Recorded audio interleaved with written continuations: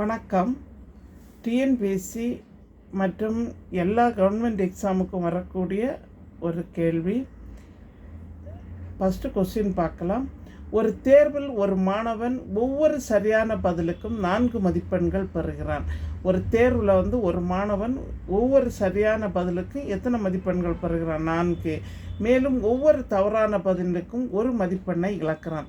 ஒவ்வொரு தப்பு எழுதுறதுக்கும் ஒரு மைனஸ் மார்க், அதாவது 1 மார்க் மைனஸ் ஆகுது.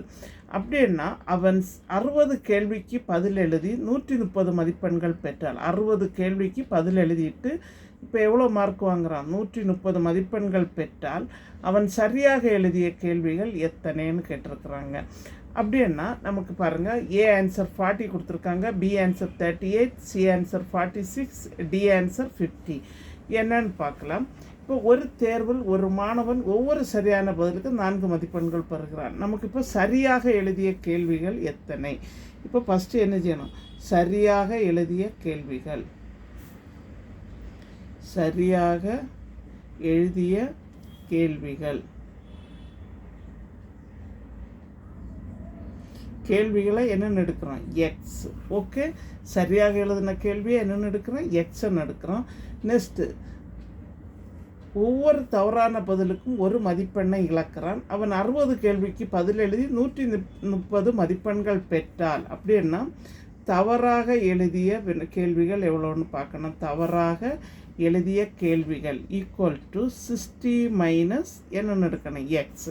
அதாவது 60 எடுத்தால் என்னதான் சொல்லியிருக்காங்க? 60. அப்போ 60 மைனஸ் எக்ஸ். எவ்வளோ தப்பாக எழுதியிருக்கிறான்னு நமக்கு தெரியாது. இப்போ நெக்ஸ்ட்டு பாருங்கள், இங்கே ஃபஸ்ட்டு வரும். ஒரு தேர்வில் ஒரு மாணவன் ஒவ்வொரு சரியான பதிலுக்கும் 4 மதிப்பெண்கள் பெறுகிறான். அப்போ 4 இன்ட்டு 4 மதிப்பெண்கள் நமக்கு எவ்வளோன்னு தெரியல. இப்போ இன்ட்டு சரியாக எழுதுனது, அப்போ 4x. நெக்ஸ்ட்டு, மேலும் ஒவ்வொரு தவறான பதிலுக்கும் 1 மதிப்பெண்ணை இழக்கிறான். அப்போ மைனஸ் ஆகுது. 60 minus X equal to, next பாருங்கள், இன்ட்டு எத்தனை மதிப்பெண்ணை இழக்கிறான்? 1 மதிப்பெண்ணை இழக்கிறான். ஈக்குவல் டு 130 மதிப்பெண்கள் பெற்றால், அப்படின்னா 130. ஓகே, இப்போ 4 இன்ட்டு சரியான கேள்விக்கு எக்ஸு மைனஸ் தவறாக எழுதுனது 60 மைனஸ் எக்ஸ் இன்ட்டு, அப்போ ஒரு மார்க்கு என்ன ஆகுது? சப்ட்ராக்ஷன் ஆகுது, மைனஸ் ஆகுது. That is equal to 130. இப்போ 4 இன்ட்டு எக்ஸ்ன்னா என்னது? 4x minus into 60 minus 60 minus into minus plus X. இப்போ இது மல்டிப்ளை பண்ணாலும் அதே வேல்யூ தான் வரும். That is equal to 130.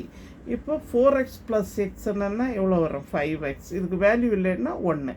That is equal to 130. இந்த மைனஸ் 60 ரைட் சைடு போயிடுச்சுன்னா என்ன ஆகிடும்? ப்ளஸ் 60.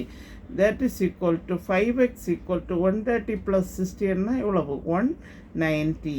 இப்போ X is equal to 190 divided by 5. 190 5ஆல் நம்ம டிவைட் பண்ணோன்னா என்ன வரும்? 5 3s are 15.